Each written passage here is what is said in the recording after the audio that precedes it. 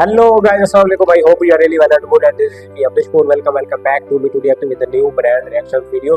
मेरे अंकल, मेरे माँ, मेरी आंटी, मेरे खाला, मेरे भाई, मेरे भाभी, मेरे भतीजे, मेरे भांजे, आप हम लोग ढेर सारे ख्याल, क्योंकि आपके इस वीडियो को अपनी वीडियो रिएक्ट फैमिली बहुत ही ज्यादा अच्छी है, मोहसिन है, प्यारी है। समझ के आते ही इंडिया में एक नेशनल डिबेट शुरू हो गई है, पतंजलि शरबत वर्सेस रूह अफ़ज़ा, और इसमें कौन सा बेहतर है या कौन सा बेटर है, आपको क्या लगता है वो आप लोग कमेंट सेक्शन में जरूर बताएं। लेकिन यहाँ आज हम देखने जा रहे हैं सुभान का मिश्रा जी को, और उन्हें देखते हैं कि वो क्या कहते हैं और पतंजलि शरबत के बारे में उनकी क्या राय है और रूह अफ़ज़ा को लेकर वो क्या सोच रखते हैं। ये सब आज की इस वीडियो में देखेंगे और उस पर अपनी मज़ीद मोहब्बत भरी गुफ्तगू भी करेंगे। मगर उससे पहले आप हमारे चैनल पर नए हैं, चैनल को अभी तक आपने सब्सक्राइब नहीं किया तो जल्दी जल्दी चैनल को कर लें सब्सक्राइब और घंटी के बेल आइकन को भी जरूर दबा दें ताकि हर नई वाली वीडियो का नोटिफिकेशन आपको जरूर मिले। क्या हमारे देश में मुद्दे खत्म हो चुके हैं? क्या इस देश में कोई मुद्दा नहीं बचा? गरीबों का मुद्दा, किसानों का मुद्दा, स्कूल कॉलेज जाते बच्चों का मुद्दा, सरकारी अस्पताल से लेकर सरकारी स्कूलों का मुद्दा, बेरोजगारों का मुद्दा, नौजवानों का मुद्दा, महंगाई का मुद्दा, पेट्रोल डीजल का मुद्दा, दुनिया में ट्रेड वॉर का मुद्दा, बंगाल का मुद्दा, सीमा पर तनाव का मुद्दा, कोई मुद्दा नहीं हमारे देश में। हाँ, मतलब यही लग रहा है ना यार, क्योंकि इस देश का सबसे बड़ा मुद्दा फिलहाल बन गया है कि शरबत की बोतल जो है रूह अफ़ज़ा पिया जाए या पतंजलि का गुलाब शरबत। सबसे बड़ा सवाल यह है कि हिंदू शरबत या फिर सेकुलर शरबत। हंसी भी आती है और रोने का भी मन करता है कि हमारे देश में क्या तमाशा बन गया है।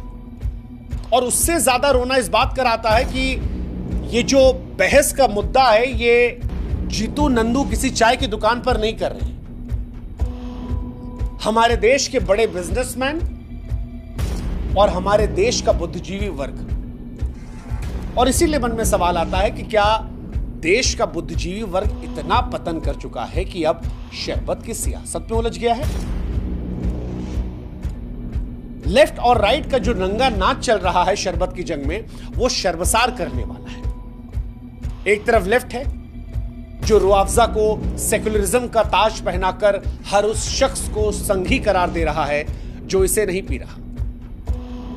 उनके लिए रूह अफ़ज़ा सिर्फ शरबत नहीं है बल्कि गंगा जमुनी तहजीब का प्रतीक है।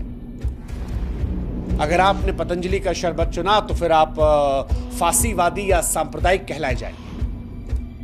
सोशल मीडिया पर इनके शरबत प्रेमी रूह अफ़ज़ा की बोतल के साथ खूब सेल्फी डाल रहे हैं, मानो जैसे कोई बहुत बड़ा क्रांतिकारी कदम।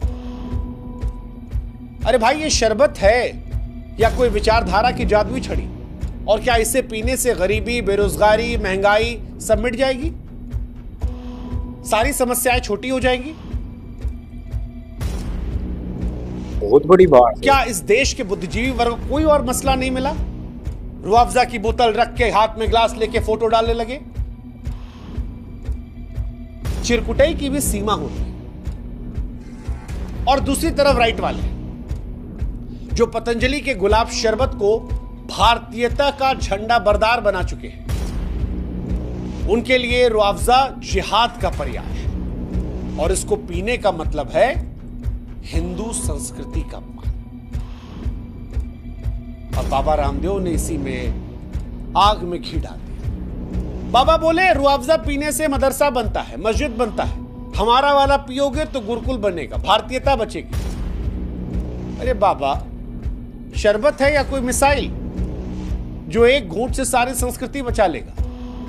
और इतना ही चिंता बाबा आपको था तो फिर अपने वाले शरबत में इतना चीनी का ठूंस दिए थे। देश का तो पता नहीं, लेकिन शरबत जो है बाबा आपका वो डायबिटीज की गारंटी है। सीरियसली बता रहे हैं।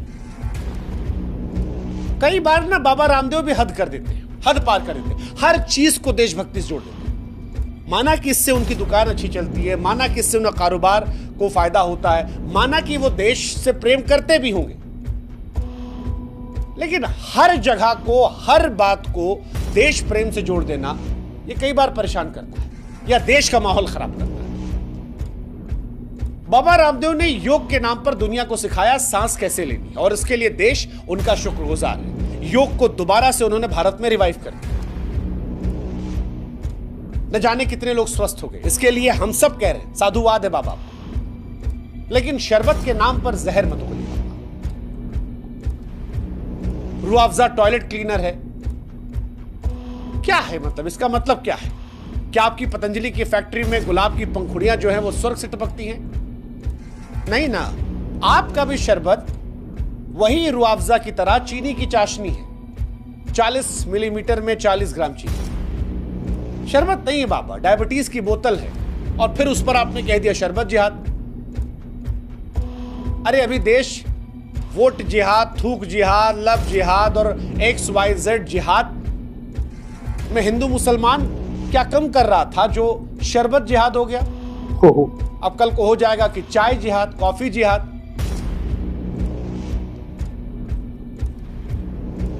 बाबा आपकी एक वीडियो ने ऐसी नफरत की आग लगा दी है कि शरबत की बोतल को लोग धर्म की तलवार बना रहे हैं।